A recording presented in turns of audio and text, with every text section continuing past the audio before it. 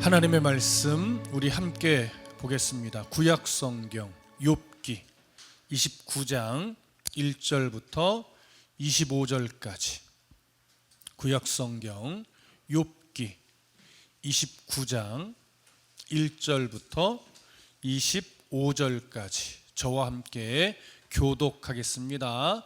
욥기 29장 1절부터 25절까지. 제가 먼저 1절을 읽겠습니다. 욥이 풍자하여 이르되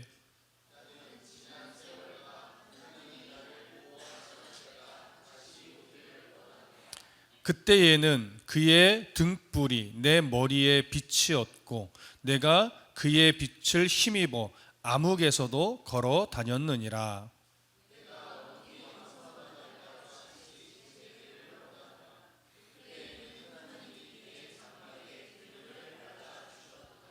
그때에는 전능자가 아직도 나와 함께 계셨으며 나의 젊은이들이 나를 둘러 있었으며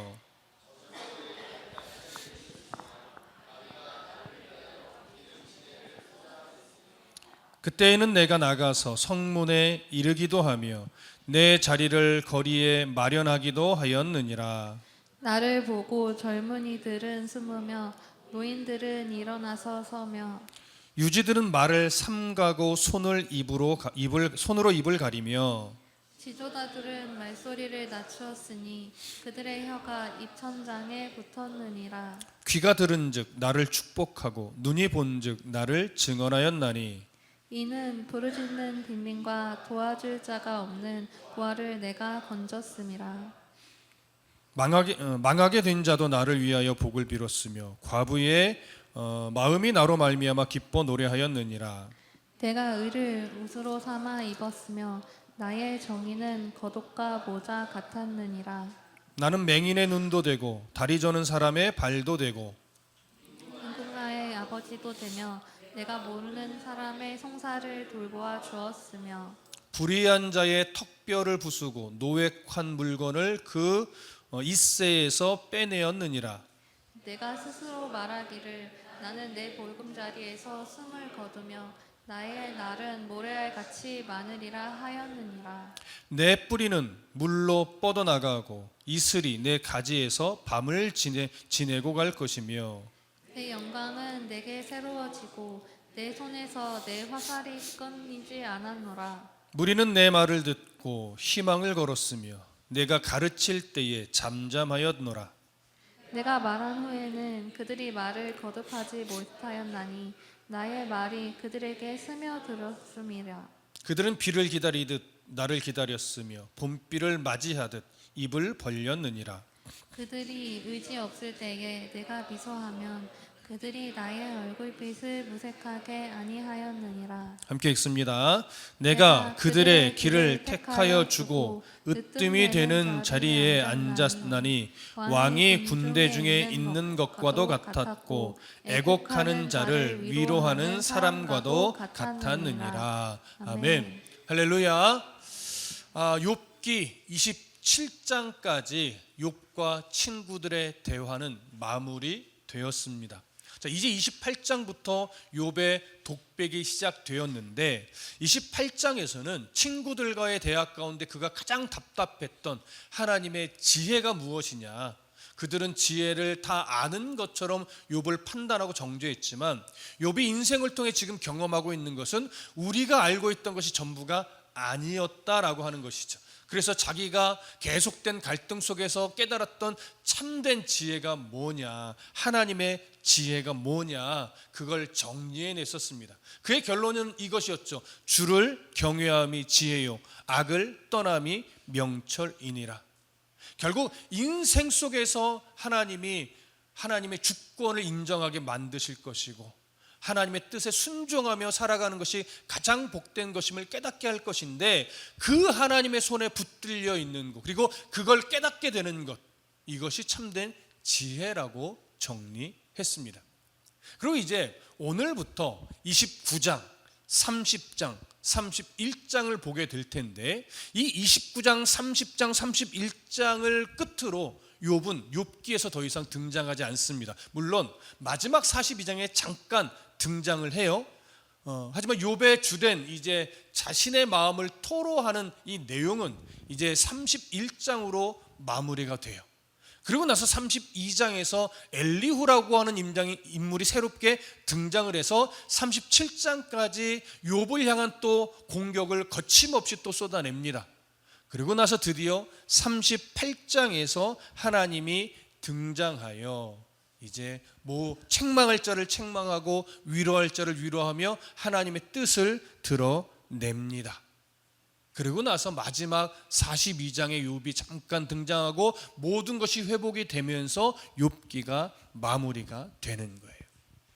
그래서 오늘부터 시작되는 욥의 최후 변론 29장, 30장, 31장이 매우 중요합니다.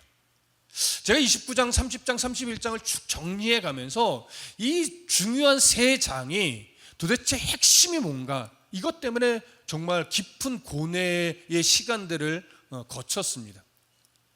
그래서 발견하게 된 키워드가 뭐냐, 29장, 30장, 31장을 통해 이 쭉 흘러가는 키워드가 뭐냐, 한 단어로 이야기하면 의로움입니다. 의로움. 29장에서는 욥이 지난날 하나님 앞에 의로움을 인정받고 사람 앞에서도 의로움을 인정받으며 행복하게 살았던 그 지난날을 회고합니다.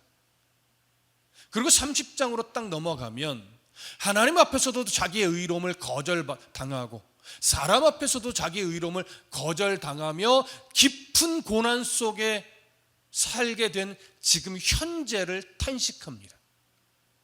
그리고 나서 31장으로 넘어가면 하나님 앞에 다시금 자기의 의로움을 인정받고 싶어 하는 그 마음으로 나는 이러이러해서 나는 죄가 없고 이렇게 재앙을 받을 만한 이유가 없습니다라고 하면서 자신의 무죄를 또 한 번 증언합니다. 그렇게 의로움을 다시 인정받고 싶은 소망을 피력하는 것이 31장이에요. 그래서 29장부터 31장까지의 핵심 키워드가 의로움이라는 거죠. 오늘 우리가 이 의로움에 대해서 차근차근 살펴볼 건데 그 안에 어떤 의미가 담겨 있고 오늘 우리는 그 의로움을 어떻게 바라봐야 될 것인가 아주 깊은 교훈을 얻기를 소망합니다. 자, 이 시선을 가지고 이제 욥의 첫 번째 최후 변론 단락 29장을 살펴보겠습니다. 자, 먼저 1절부터 6절까지 다시 한번 다 같이 읽겠습니다. 시작. 욥이 풍자하여 이르되 나는 지난 세월과 하나님이 나를 보호하시던 때가 다시 오기를 원하노라. 그때에는 그의 등불이 내 머리에 빛이었고 내가 그의 빛을 힘입어 암흑에서도 걸어 다녔느니라. 내가 원기왕성하던 날과 같이 지내기를 원하노라. 그때에는 하나님이 내 장막에 기름을 발라 주셨도다.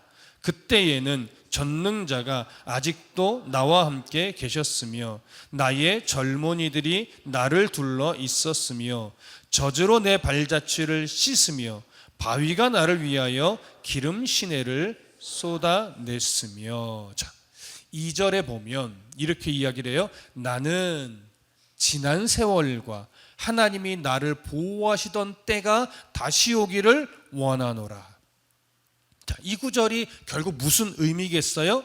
하나님이 욥 자신의 의로움을 인정하여서 자신을 보호하며 정말 모든 복으로 채워주시던 바로 그때가 다시 왔으면 좋겠다. 간절히 그때가 다시 오기를 원한다. 이런 의미예요. 그러니까 욥은 지금 과거에 자신이 어떤 복을 누려왔는지를 이야기를 하는 겁니다. 욥의 삶에는 항상 하나님의 등불과 하나님의 빛이 항상 비치고 있었어요. 결국 이 하나님의 등불, 빛이 비친다는 건 어떤 의미예요? 하나님이 욥의 의로움을 항상 인정해 주셨다는 거예요. 하나님이 욥의 의로움을 인정해 주시고 항상 은혜를 베푸시니까 삶의 모든 것이 부족함이 없어요. 풍요로워요. 그래, 하지만 그 가운데서도 어려움이 올라치면 힘겨움이 오려고 하면 하나님의 그 인도하심과 보호하심으로 인해서 넉넉하게 이겨낼 수 있었고 어렵지 않게 극복할 수 있었다라고 하는 고백이에요. 그래서 그때는 욥이 하나님과 정말 친밀한 교제가 늘 항상 이루어지고 있었기 때문에 그때가 가장 원기왕성하던 가장 전성기였다라고 지금 고백을 하는 거예요. 그게 4절이에요. 4절. 내가 원기왕성하던 날과 같이 지내기를 원하노라. 하나님이 나의 의로움을 늘 인정하고 하나님과 친밀한 교제가 늘 일어나는 것을 자기가 느끼며 살아가던 그 순간, 그때는 자신의 가정에 하나님의 그 복이 정말 가득했었다라고 고백을 합니다. 그리고 그때에는 하나님이 욥과 늘 동행해 주셔서 자녀들도 함께 있었고 많은 사람이 욥의 주변에 항상 있었다는 거예요. 그만큼 욥이 받은 은혜로 인해서 항상 사람으로도 풍성했고 물질로도 풍성했고 먹을거리로도 풍성했었음을 이야기하는 거죠. 그리고 그때는 가진 것이 너무 풍성하다 보니까 그 풍요가 나만 이렇게 움켜쥐고 있었던 것이 아니라 주변으로 항상 흘려 보냈었다라고 이야기를 해요. 아니, 나누는 삶에도 넉넉했어요. 이렇게 욥은요 풍요로운 삶을 살았고 하나님이 욥의 의로움을 인정해 주셨고 주변의 사람들도 욥의 의로움을 인정하여 항상 가까이 있었다고 하는 거지. 욥은 정말 이때로 돌아가고 싶은 거예요. 여러분 각자도 나름 리즈 시절이 있으셨나요? 가장 정말 나는 이때가 너무 행복했어 라고 했던 그 때가 있었나요? 누구든 그때로 돌아가고 싶겠죠. 누구나 다 그럴 겁니다. 욥은 지금 더 간절해요. 자, 조금 더 이어볼까요? 7절부터 10절까지 7절부터 10절까지 우리 함께 읽습니다. 시작. 그때에는 내가 나가서 성문에 이르기도 하며 내 자리를 거리에 마련하기도 하였느니라. 나를 보고 젊은이들은 숨으며 노인들은 일어나서 서며 유지들은 말을 삼가고 손으로 입을 가리며 지도자들은 말소리를 낮추었으니 그들의 혀가 입천장에 붙었느니라. 자, 지금 이 단락은 욥이 과거에 참으로 존경받던 지도자로서 살았던 그때를 회고하는 내용이에요. 7절에 보니까 성문이라는 표현이 나오잖아요. 우리가 상식적으로 알고 있듯이 고대의 이 성문이라는 장소는요 근동 사람들의 상업이 활발하게 이루어지는 장소예요. 여기서 상업활동이 일어나요. 성문 앞에 넓은 광장에서요. 자, 그리고 이 성문 앞에 넓은 광장에서 또 어떤 일이 이루어지냐면 송사가 이루어져요. 재판이 일어나는 곳이에요. 그래서 항상 재판관도 있고 송사 고발하는 이도 있고 거기서 막 재판이 이루어지면서 뭐가 옳으냐 그르냐 이런 일들이 판결이 나는 장소였습니다. 그리고 공적인 업무도 행해지던 그런 지역 공동체의 중심이었어요. 그곳이 성문입니다. 근데 욥은요 이런 성문에 자기 자리가 있었대요. 이게 어떤 의미냐면 욥은 지역의 유지이면서도 재판하는 일을 행하고 있었던 지도자의 위치에 있었다라고 하는 의미예요. 따라서 욥은 과거에 사람들로부터 늘 존경받는 유지였고 사람들의 어떤 송사를 재판해주는 지도자의 위치에 있었다라고 하는 의미인데, 그러다 보니까 욥이 다 길을 가면요 젊은이들이 존경의 표현으로 길을 내줘요. 어서 지나가십시오. 먼저 지나가십시오. 이렇게 길을 열어줘요. 그리고 나이 많으신 원로들도 욥을 존중하여 스스로 일어나서 경의를 표해주는 아낌없이 욥의 그 지도자의 위치를 인정해주는 모습을 가지고 있었어요. 그리고 지역의 방백들, 지도자들, 그들도 욥 앞에서는 함부로 입을 열지 않았다고 합니다. 왜? 그만큼 욥의 권위, 욥의 말 한마디가요 그 지역에서 아주 지대한 영향을 미쳤던 거예요. 뿐만 아니라 이 많은 사람들이 그 욥을 인정하다 보니까 여러 지도자들도 그 욥 앞에서는요 자기의 주장을 함부로 하지 못했어요. 이렇게 욥은 깊은 존경을 받으며 살았던 인물이에요. 근데 지금 이 말을 누가 직접 하는 거예요? 욥이 자기 입으로 직접 하는 거예요. 어떻게 보면 뭐야 자기가 자기 자랑을 이렇게 라고 여길지 모르겠으나 욥기 1장 3절에 보면 이미 욥에 대해서 이 사람은 동방 사람 중에 가장 훌륭한 자다라는 평가를 이미 받았던 인물입니다. 그만큼 지금 욥은요 자신에 대해서 좀 과장해서 말하고 있는 것이 아니라 내가 정말 옛날에 이랬어요 라고 진실을 말하는 거예요. 그때로 너무 돌아가고 싶으니까. 자, 이렇게 지역의 어른들, 유지들, 지도자들, 젊은이들, 망나하고 모든 사람들이 욥의 의로움을 인정하고 있었던 바로 그때를 욥은 지금 회고하고 있는 겁니다. 자, 조금 더 볼게요. 11절부터 17절. 자, 함께 읽습니다. 시작. 귀가 들은즉 나를 축복하고 눈이 본즉 나를 증언하였나니 이는 부르짖는 빈민과 도와줄 자 없는 고아를 내가 건졌음이라. 망하게 된 자도 나를 위하여 복을 빌었으며 과부의 마음이 나로 말미암아 기뻐 노래하였느니라. 내가 의를 옷으로 삼아 입었으며 나의 정의는 겉옷과 모자 같았느니라.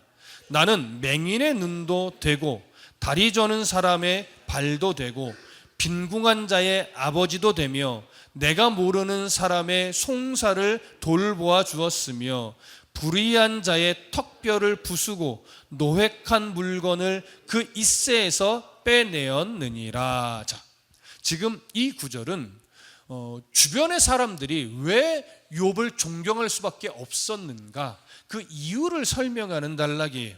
자, 과거 사람들은요 욥이 하는 모든 말을 정말 귀한 말로 인정하며 들었대요.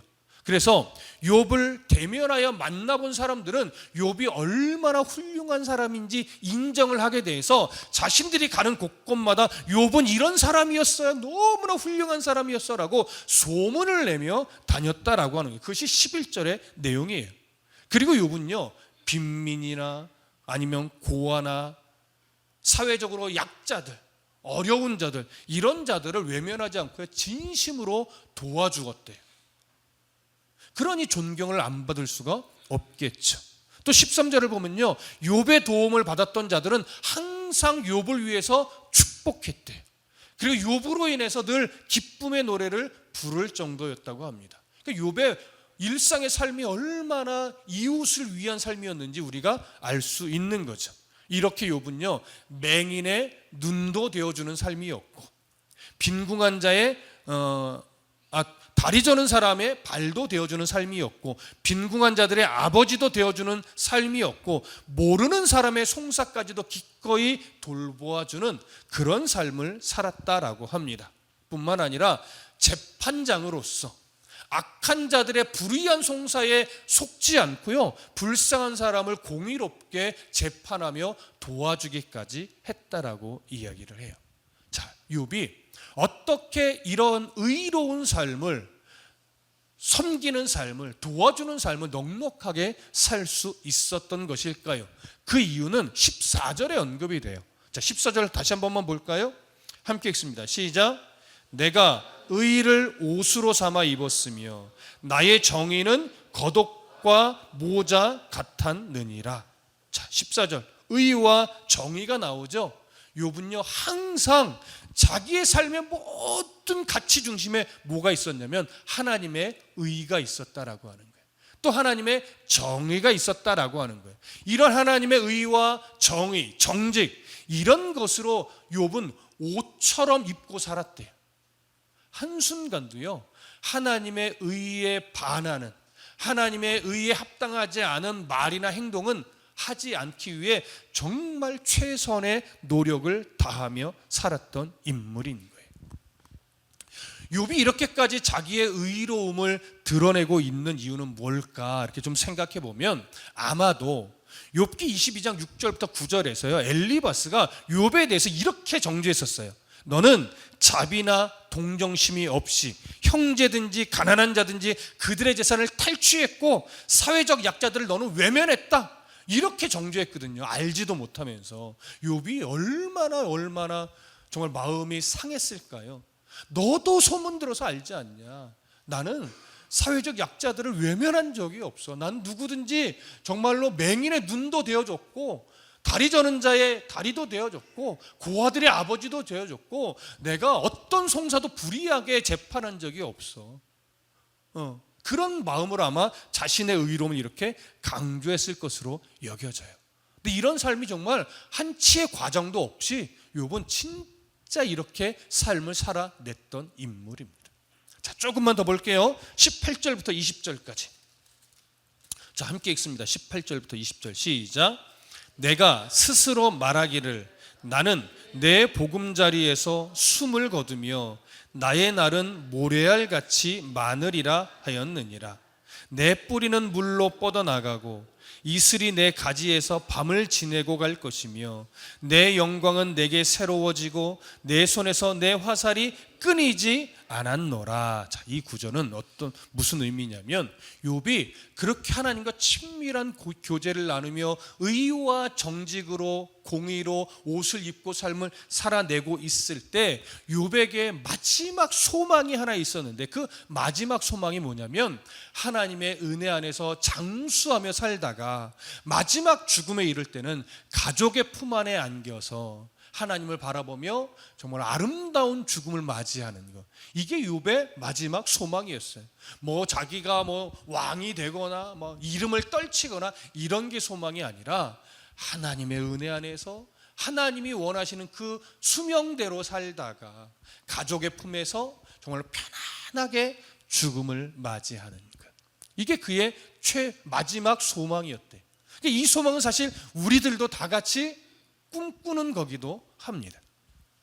자, 이렇게 자신의 아름다운 죽음을 꿈꾸면서 늘 자기가 하나님의 영광이 새로워지는 삶, 하나님의 은혜로 강인한 삶을 같이 살다가 마지막 그렇게 편안한 죽음을 맞이하기를 소망하는 욥의 이 고백까지 우리가 받고 이제 마지막 한 단락을 더 봅니다. 21절부터 25절까지. 자, 함께 읽습니다. 시작. 무리는 내 말을 듣고 희망을 걸었으며 내가 가르칠 때에 잠잠하였노라. 내가 말한 후에는 그들이 말을 거듭하지 못하였나니 나의 말이 그들에게 스며 들었음이라. 그들은 비를 기다리듯 나를 기다렸으며 봄비를 맞이하듯 입을 벌렸느니라. 그들이 의지 없을 때에 내가 미소하면 그들이 나의 얼굴빛을 무색하게 아니하였느니라.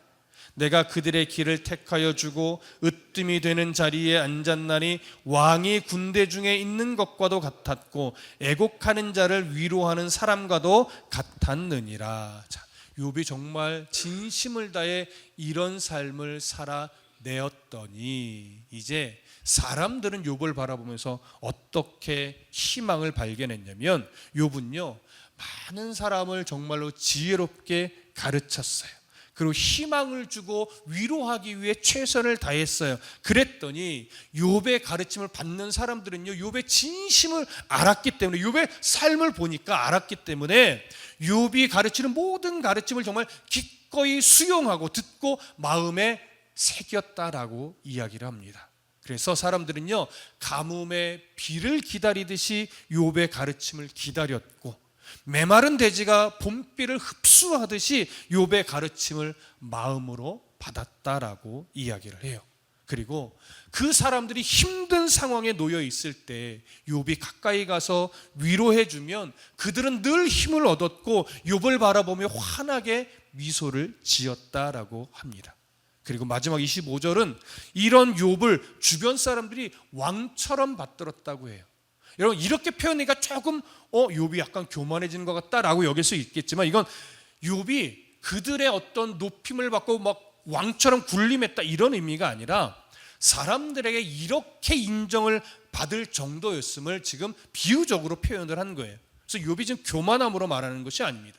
정말로 하나님의 은혜로 인해서 이렇게 살아냈더니 많은 사람이 마치 왕처럼 욥을 존경하고 아끼고 사랑했었다.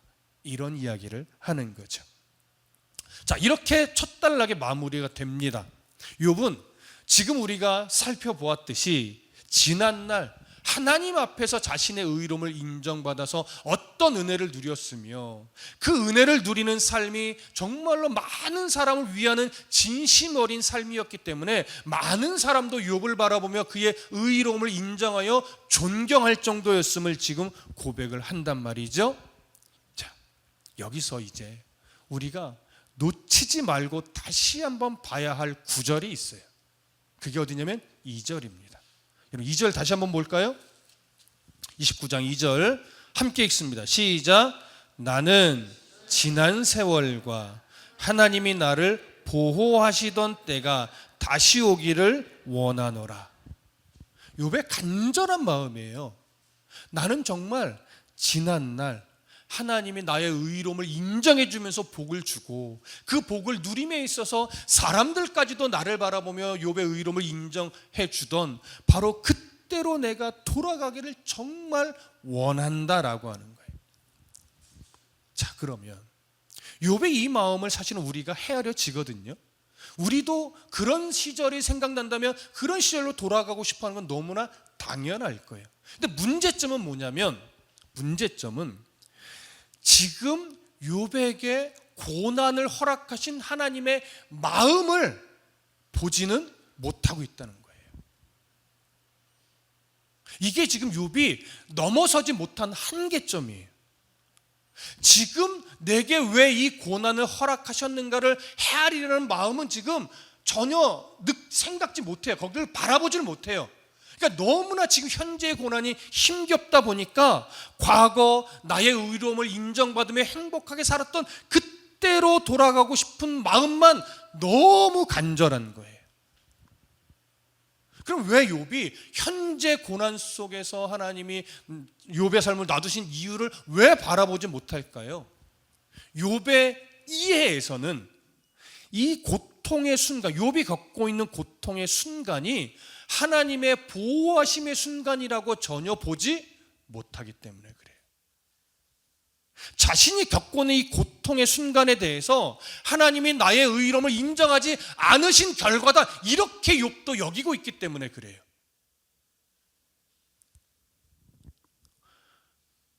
아무리 믿음이 좋은 사람이라 하더라도요, 고난의 시간이 오래 지속되면 하나님을 향한 믿음이 여러분 흔들릴 수밖에 없어요.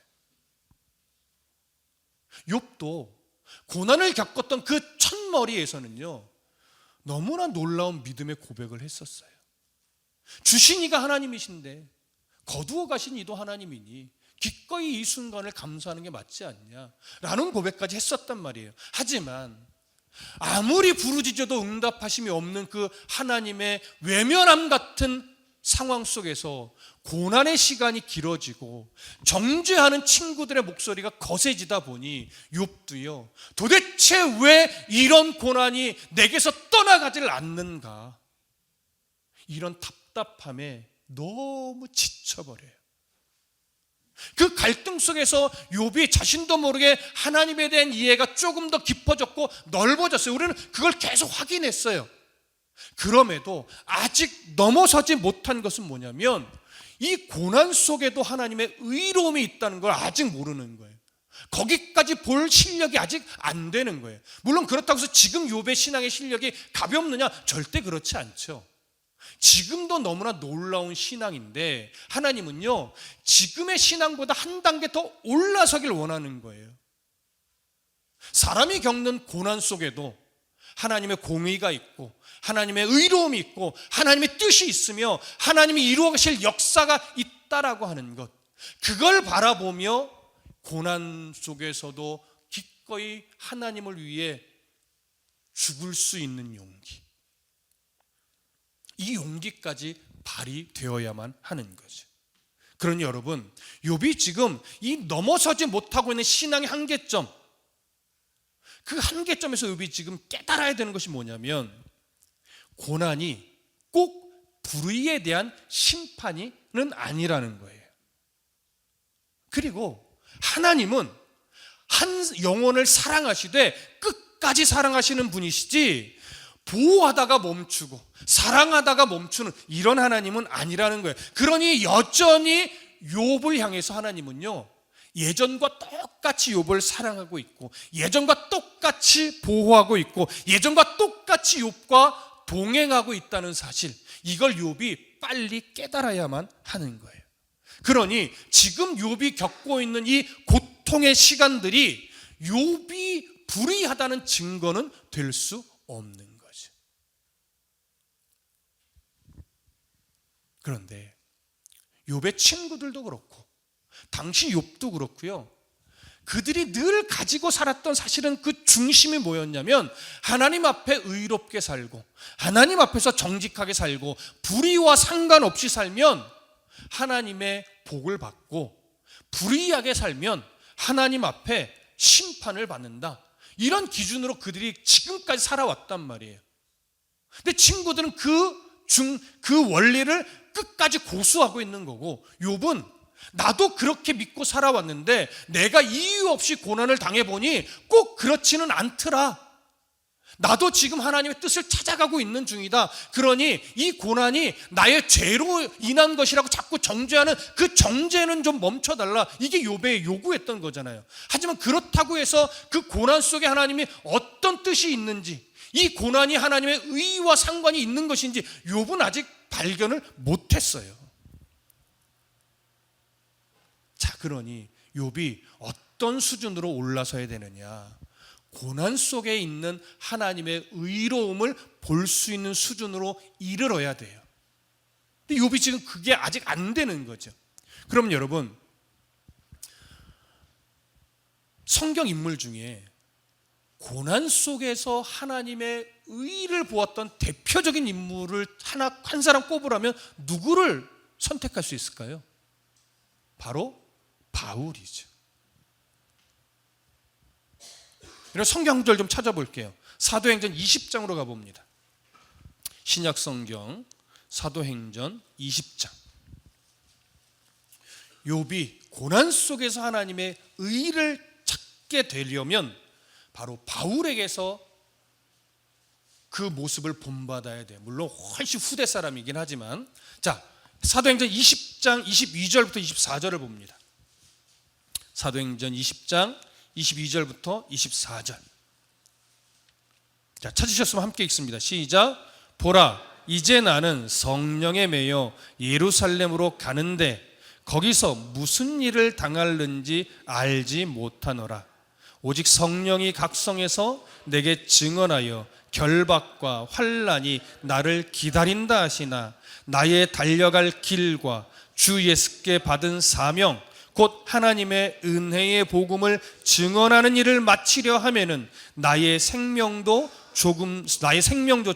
조금도 귀한 것으로 여기지 아니하노라. 자, 저를 보세요. 이게 무슨 의미냐면 욥이 2차 전도여행을 마치고 이제 예루살렘을 향하여 갑니다. 예루살렘으로 향하여 갈 때는 구제연금을 하려고 하는 목적도 있고 몇 가지 이유도 있어요.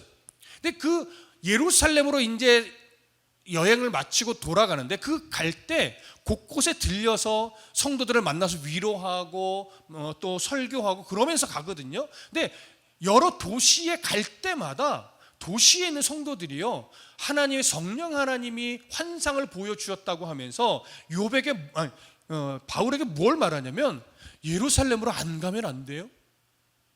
환상 중에 보니 바울 당신이 예루살렘으로 가면 환난과 결박을 당하고 죽음에 이를 수도 있어요. 그러니 지금 안 가면 안 되십니까? 계속 만류하는 소리를 들어온 거예요. 근데 욥은 바울은 그 말에 흔들리지 않고 지금 계속 예루살렘 향해 가던 중에 이제 마지막으로 에베소의 장로들을 밀레도라는 곳으로 초청해서 마지막 좀 고별 인사를 하고 싶었던 거예요. 그래서 이제 밀레도에 와서 에베소의 장로들과 마지막 이야기를 나누고 고별 설교를 하고 하는데, 그 에베소의 장로들도 역시나 똑같이 뭐라고 하냐면 예루살렘으로 안 가면 안 되겠습니까? 가면 결박을 당하고 죽을 수도 있다는데 안 가시면 안 되겠습니까? 그렇게 또 만류함을 이야기를 듣자 바울이 이렇게 말하는 거예요. 자, 22절 다시 보세요. 그들에게 최종적으로 내가 왜 예루살렘으로 가야 하는지 이렇게 이야기해요. 보라, 이제 나는 성령에 매여 예루살렘으로 가는데 거기서 무슨 일을 당하는지 알지 못하노라. 오직 성령이 각성해서 내게 증언하여 결박과 환난이 나를 기다린다 하시나 내가 달려갈 길과 주 예수께 받은 사명 곧 하나님의 은혜의 복음을 증언하는 일을 마치려 하면은 나의 생명조차 조금도 귀한 것으로 여기지 아니하노라. 여러분, 욥을 만류하는 사람들은 하나님이 보여주신 그 환상, 결박과 환난이 기다리고 있다라고 하는 것을 보여주는 환상에 대한 해석을 욥이요 안 가면 안 되겠습니까? 이렇게 욥의 걸음을 만류하는 것으로 해석했어요. 충분히 그럴 수 있어요. 그 해석이 틀렸다는 게 아니에요. 그들의 만류함도 맞아요. 근데 욥은 자신이 그 상황이 기다린다는 말을 듣고 이 상황에 대해 그 환상에 대한 해석을 그들과 달리해요. 뭐라고 해요? 내가 지금 예루살렘으로 가는 건 나의 욕심으로 가는 것이 아니라 성령이 나를 딱 붙들고 하나님의 뜻을 이루기 위하여 나로 하여금 가게 만드는 거다. 그러니 내가 죽는 상황이 벌어진다 하더라도 나는 예루살렘으로 가야 한다. 이건 내 뜻을 이루기 위함이 아니라 내가 죽는다 할지라도 하나님의 뜻을 이룰 수 있는 일이니 나는 생명도 아까워하지 않고 예루살렘으로 갈 거다. 이게 바로 상황을 해석하는 욥의 시선이었어요. 나의 뜻, 나의 의로움이 아니라 하나님의 뜻, 하나님의 의로움이 이루어지기 위해서는 내가 죽을 수 있다는 거 나도 인정한다. 죽더라도 가야 한다. 이거였어요. 그러니까 지금 욥에게 아직 지금 하나 부족한 게 뭐냐면 자신이 겪고 있는 고난을 해석하는 능력이 지금 부족한 거예요. 무슨 말씀 이해되세요? 욥의 신앙은 정말 대단해요. 우리가 감히 비교할 수 없어요. 그럼에도 욥이 지금 딱 한 가지 부족한 거, 고난의 상황을 해석하는 능력, 이것 하나가 부족했어요. 그것만 올바르게 해석할 수 있다면 욥은 자기가 아직 넘어서지 못한 신앙의 한계선을 넘어서게 되는 거예요. 그럼 욥은 이 상황을 이렇게 해석하는 것이 쉬웠던 인물일까요? 여러분, 절대 그렇지 않아요. 빌립보서에서도 욥이 바울이 증언하듯이 내가 죽음의 고비도 넘어서 봤고 내가 풍부함도 처해봤지만 지독한 빈궁에도 처해봤고 40에 하나 가만 매도 여러 차례 맞았고 감옥에도 수차례 갇혀봤고 이렇게 모진 시간들을 복음을 위해 살아가다 보니 어떤 상황에서도 하나님이 나를 지켜주고 계시다는 걸 욥이 확신한 거예요. 그래서 그 고백을 이렇게 말하잖아요. 내게 능력 주시는 하나님 안에서 내가 모든 것을 어떻게 할 수 있다? 성경은 할 수 있다라고 번역했지만 더 깊은 의미는 어떤 상황도 견디어낼 각오가 되어 있다. 여러분, 그 인생의 복음을 위해 살며 죽을 고비를 넘어가며 지나왔던 1차 전도여행, 2차 전도의 여행의 그 상황들, 다메섹에서 강권적으로 예수를 만났던 그 순간들, 이때를 다 돌아보니 이제 욥은요, 나의 의로움을 드러내거나 나의 뜻을 세우거나 나를 높이거나 하는 것이 인생의 우선순위가 아니라 내가 고난을 받더라도 내가 죽음에 이르더라도 그 상황을 통해 하나님의 나라가 세워지고 하나님의 의가 드러나고 하나님의 역사가 이루어진다면 기꺼이 죽는 것이 옳다라고 하는 것을 확신했던 인물이에요. 그래서 가능했던 거예요. 여러분, 이 고백을 들은 에베소 장로들, 성경 한 구절 더 봅니다. 사도행전 20장 36절로 가보죠. 36절부터 38절까지. 자, 아주 중요한 구절이니까 함께 읽겠습니다. 20장 36절부터 38절 시작. 이 말을 한 후 무릎을 꿇고 그 모든 사람들과 함께 기도하니 다 크게 울며 바울의 목을 안고 입을 맞추고 다시 그의 얼굴을 보지 못하리라 한 말로 말미암아 더욱 근심하고 배에까지 그를 전송하니라. 자, 욥의 마음을 이제 에베소의 장로들이요 다 이해했어요. 그래서 지금 예루살렘으로 가면 이제 욥이 자꾸 욥이란다. 바울을 만나지 못할 수도 있겠다라고 하는 이 마음에 끌어안고 울어요. 마지막 인사를 하며 울어요. 여러분, 이 울음이 단순한 울음이겠어요? 영적 지도자가 죽음을 감수하고 가서 지금 가면 진짜 죽어서 다시는 못 만날 수도 있는 거예요. 그 마음에 정말 그 부둥 끌어안고 웁니다. 울고 나서 성경은 이렇게 표현해요. 더욱 근심하고 배에까지 그를 전송하니라. 여기서 가장 중요한 단어가 전송한다는 단어예요. 전송하다. 헬라어로 프로펜프라는 단어를 씁니다. 이건요, 이 프로펜프라는 단어는 배웅하다, 전송하다 이런 의미가 아니에요. 안녕히 가세요 이런 의미가 아니에요. 어떤 의미냐면 그가 가는 길을 돕다 이런 의미예요. 잘 준비하여 보내다 이런 의미예요. 그러면 그의 길을 돕는다, 잘 준비하여 보낸다, 이게 어떤 의미냐면 물론 여행에 필요한 물품을 준비해 주었다는 의미도 있겠죠. 하지만 그것보다 더 중요한 거는요, 잘 들으세요. 결박과 환난이 기다리는 그 사명의 길을 잘 가도록 도왔다는 거예요. 조금 더 풀어볼게요. 결박과 환난이 두려워서 하나님의 뜻을 포기하고 돌아가는 일이 없도록 함께 기도하며 응원하며 보내주었다는 거예요. 조금 더 풀어볼까요? 끝까지 잘 견디다가 죽더라도 죽기까지 순종함으로 하나님의 뜻을 이루는 사명자가 되도록 응원하며 기도해주고 보냈다는 거예요. 이게 쉬운 기도였을까요? 하나님의 뜻을 이루기 위해 타협하지 말고 잘 죽어주세요. 당신의 죽음이 하나님의 나라를 증언할 겁니다. 이 얘기를 하는 거예요. 쉽게 할 수 있는 기도가 아니에요. 쉽게 할 수 있는 응원이 절대 아니에요. 그러나 에베소 장로들은요, 바울이 하는 말을 깊이 이해한 거예요. 그래서 단순하게 잘 다녀오세요가 아니라 바울이요, 당신의 죽음은 결코 헛되지 않을 겁니다. 당신의 말을 듣고 보니 당신이 예루살렘으로 가서 비록 순교한다 할지라도 그 순교를 통해 하나님이 역사를 이룰 것이니 가다가 두려워서 타협하거나 돌아서지 말고 당당하게 예루살렘에 입성하여 그곳에서 붙잡히더라도 하나님의 뜻을 이루시고 잘 죽음으로 말미암아 하나님의 나라를 세상 가운데 드러내 주십시오. 여러분, 이 얘기를 하는 거예요. 욥이 지금 발견해야 될 게 바로 이 하나님 앞에서 이 태도예요. 자기가 지금 갈등하며 겪어온 그 고난의 순간들을 바울처럼 해석하고 내가 이렇게 죽더라도 하나님의 의가 드러낼 수 있다면 나의 의로움을 계속 강조하기보다 나를 통해 하나님의 의로움이 드러나기를 소망할 수 있는 이 모습으로 한계선을 넘어서야 하는 거예요. 하나님 그걸 지금 기다리고 계시는 겁니다. 여러분, 사실은 여러분들을 제가 이렇게 바라보면, 저도 마찬가지지만 성도 한 가정 한 가정 바라볼 때마다 지금 이 가정은 이런 어려움을 겪고 있는데, 지금 이 가정은 이런 아픔이 있는데, 지금 이 가정은 이 상황을 이겨내기 정말 버거울 텐데, 이런 게 다 보여요. 저는.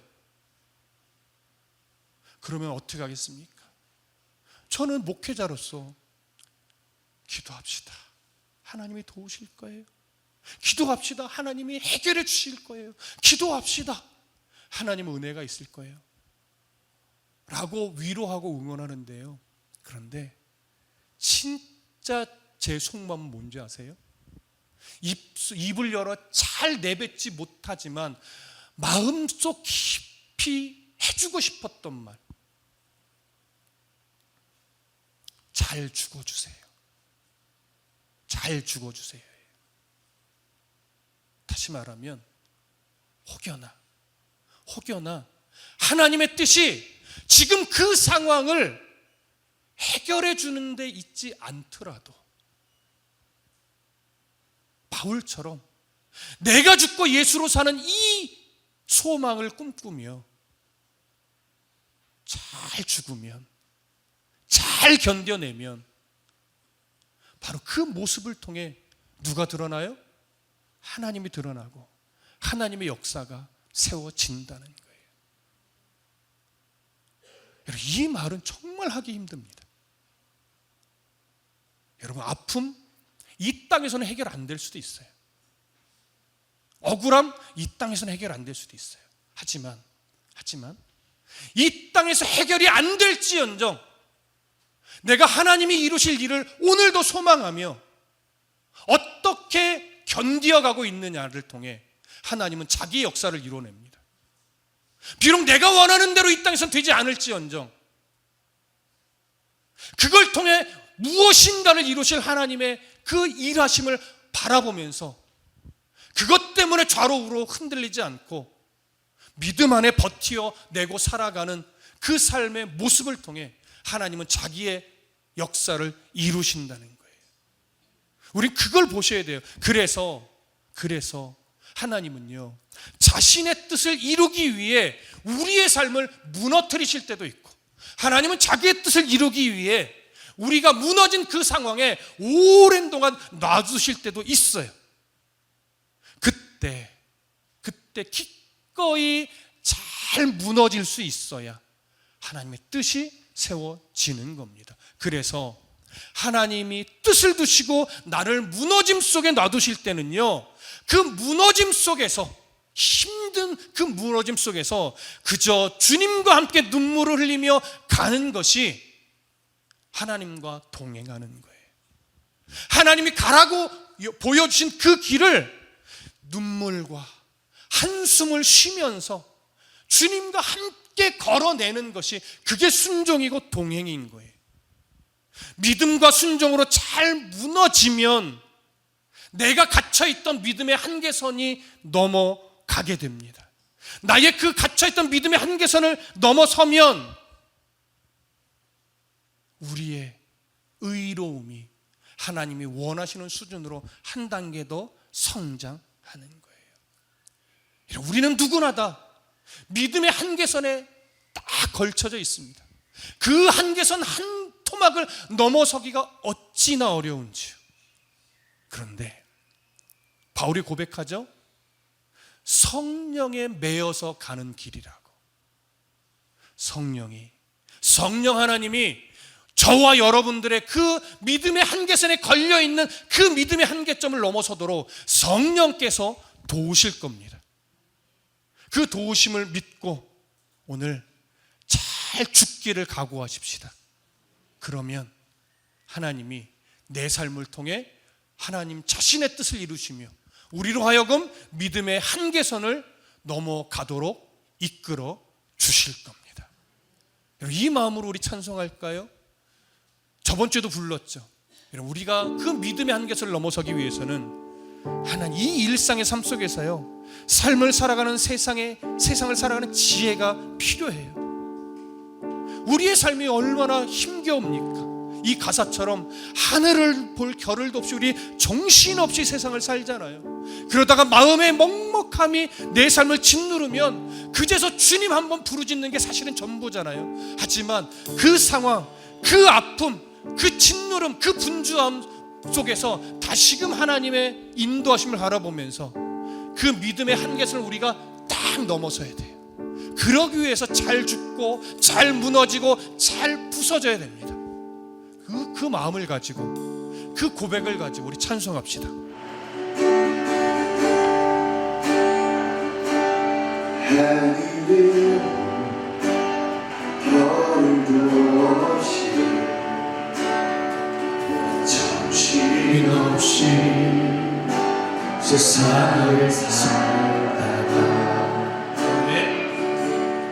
마음의 먹먹함이 내 삶을 짓누를 때 그제서야 주님을 찾습니다. 행복을 느낄 겨를도 없이 분주하게 세상을 살다 인생의 허무함이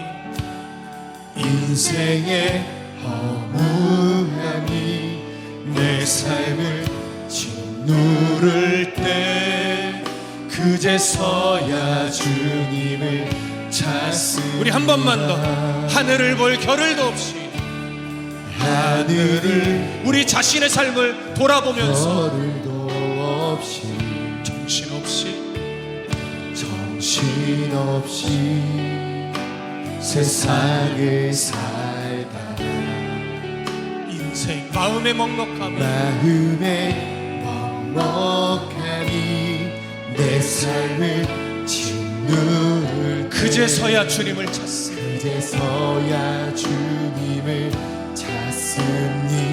행복을 느낄 겨를도 없이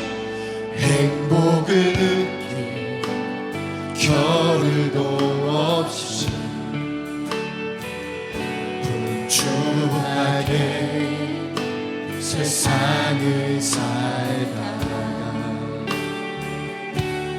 인생의 허무함이 내 삶을 짓누를 때 그제서야 주님을 찾습니다. 고백합시다.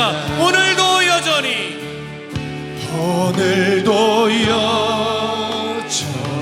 주님은 그 자리에서 우리를 끊임없이 돌보시는데 부족한 내 영혼은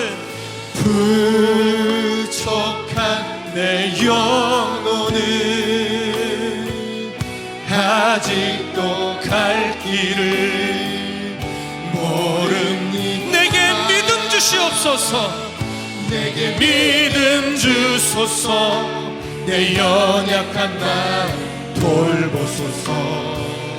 한없는 주님의 사랑 알게 하소서. 영원까지 그의 백성 지키시는 우리 하나님 바라보며 살게 하소서. 내게 믿음 주소서. 내게 믿음 주소서. 내 연약한 마음 돌보소서. 한없는 주님의 사랑 알게 하소서. 영원까지 그의 백성 지키시는 우리 하나님 바라보며 우리 주 이름 한번 부르짖고 이 믿음으로 살게 해달라고 기도합니다. 주여, 오 주님, 내가 죽고 예수로 사는 이 믿음, 주님 연약한 이 마음을 붙잡아 주시고 주님을 위하여 죽기를 각오할 수 있는 믿음을 허락하여 주옵소서. 어렵고 힘든 이 고단한 인생을 살지만 하나님, 나의 의로움을 주장하는 것이 아니라 나의 낮아짐을 통해, 나의 견딤을 통해, 나의 믿음을 통해 하나님의 역사를 이루실 그 주님의 의로움을 바라보면서 하나님 기꺼이 우리의 믿음의 한계선을 넘어서며 하나님의 나라와 의를 위해 살아갈 수 있도록 주님 우리를 붙잡아 주옵소서. 오 주님, 한없는 주님의 사랑을 오늘도 우리가 잊어버리지 않게 도와주옵소서. 그 사랑 안에서, 그 은혜 안에서 주님이 이루실 역사를 바라보며 오늘도 믿음으로 살아갈 수 있도록 아버지 도와주시옵소서. 오 주님, 우리 다시 한번 기도합니다. 하나님, 이 힘겹고 분주한 일생을 살아갈 때 세상을 사는 하나님의 말씀의 지혜를 놓치지 않고 살아갈 수 있게 해달라고 한 번 더 우리 주 이름 부르짖고 기도합니다. 주여, 오 주님, 오 주여, 세상을 살아가는 지혜가 필요합니다. 하나님의 마음을 바라보는 지혜, 하나님의 마음을 놓치지 않는 지혜, 그 지혜의 삶을 살아갈 수 있도록 아버지여 도와주옵소서. 오 주님, 오 믿음을 붙잡아 주시고 성령의 인도하심을 따라 하나님 이 세상 속에 하나님의 참된 지혜를 가지고 주님이 드러나는 삶, 주님의 지키심을 믿으며 주님을 바라보는 삶, 주님의 역사를 이루는 삶 살아낼 수 있도록 주여 도와주시옵소서. 주님 감사합니다. 감사합니다. 아멘. 사랑이 많으신 하나님 감사합니다. 오늘도 주의 은혜로 살아왔음을 고백합니다. 욥처럼 힘겨운 상황이 연속되더라도 주님 앞에 나와 오늘도 우리가 부르짖으며 말씀 앞에 섰습니다. 이제 하나님 바라옵기는 욥도 아직 넘어서지 못했던 그 믿음의 한계선, 그걸 바울이 고백했던 것처럼 내게 능력 주시는 그 주님의 은혜 안에 내가 있다면 어떤 상황도 견디어낼 각오가 되어 있기에 성령의 인도하심을 따라 내가 비록 죽는 한이 있어도 하나님의 역사를 위해 예루살렘으로 간다 했던 그 고백이 오늘 이 믿음의 한계점을 넘어서기 원하는 우리 모두의 고백이 될 수 있도록 도와주시옵소서. 오늘도 그런 은혜를 소망하고 감사하며 예수 그리스도의 이름으로 기도드렸습니다. 아멘.